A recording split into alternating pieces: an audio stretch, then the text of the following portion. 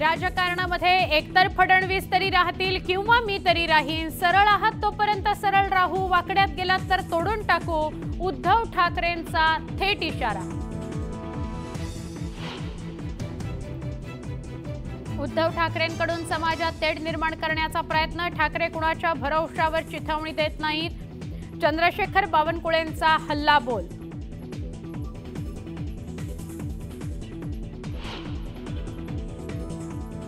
राहुल गांधींना जात विचारण्याच्या मुद्द्यावरून काँग्रेस पक्ष आक्रमक, भाजप विरोधात उद्या काँग्रेसचं देशव्यापी आंदोलन।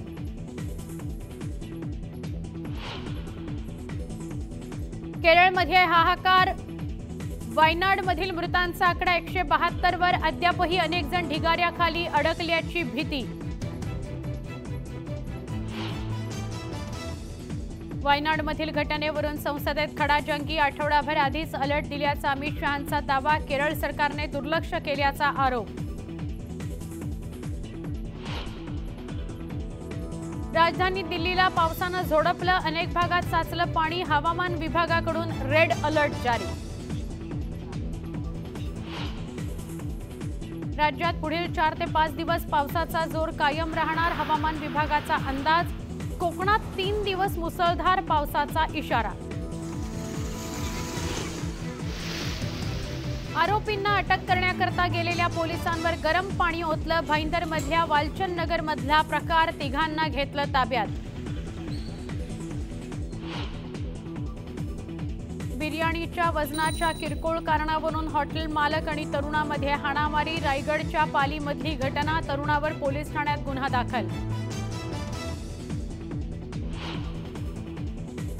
दिल्लीत पुन्हा एकदा भर रस्त्यात झालेल्या वादातून महिलेची हत्या, गोकुळपुरी भागात महिलेची गोळी झाडून हत्या, पोलिसांकडून आरोपीचा शोध सुरू।